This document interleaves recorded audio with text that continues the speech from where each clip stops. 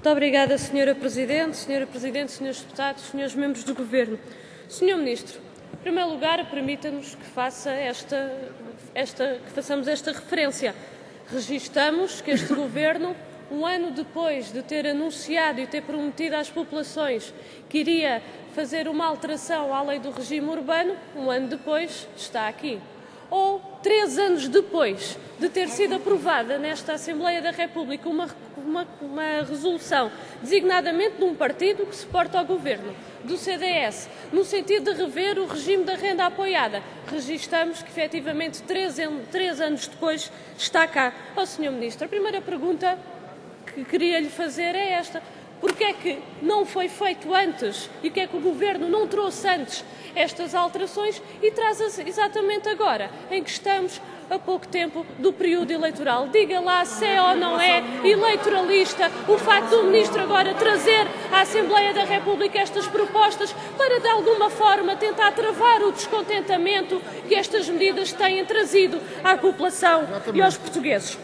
Sr. Ministro, segundo aspecto que queria referir em relação à sua intervenção e em relação às propostas que estamos aqui a discutir é o seguinte: estamos a falar em habitação, em questões de arrendamento urbano, arrendamento social, mas não para além de uma declaração genérica que fez na sua intervenção, uma referência genérica, mas nas propostas de lei, a perspectiva e a garantia do direito à habitação não se vê em lado nenhum, não se vislumbra em lado nenhum. O que aqui está é o mercado que há de intervir ou então todo um conjunto de intervenções e de mecanismos que conduzem ao despejo e não à garantia à habitação às pessoas. Vemos isso na lei do arrendamento e, contrariamente àquilo que o Sr. Ministro aqui disse, a lei do arrendamento aprovada por esse Governo, aprovada pelo PSD e o CDS, proposta pelo seu Governo, trouxe despejos, como a proposta que traz hoje da renda apoiada. O que aqui traz é mais mecanismos para colocar as pessoas fora das suas habitações.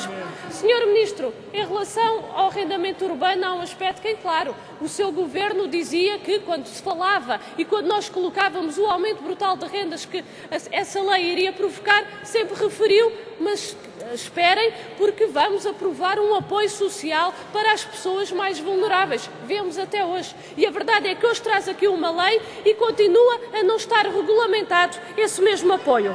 E em relação à renda apoiada, Sr. Ministro, o que tem então a dizer os conjunto de critérios e de ponderações que introduz não compensam um conjunto de outras alterações e que em muitas situações vão conduzir a um aumento de renda? Por exemplo, as famílias monoparentais vão ficar bastante penalizadas com este novo regime da renda apoiada. Mantém o rendimento bruto em vez do rendimento líquido.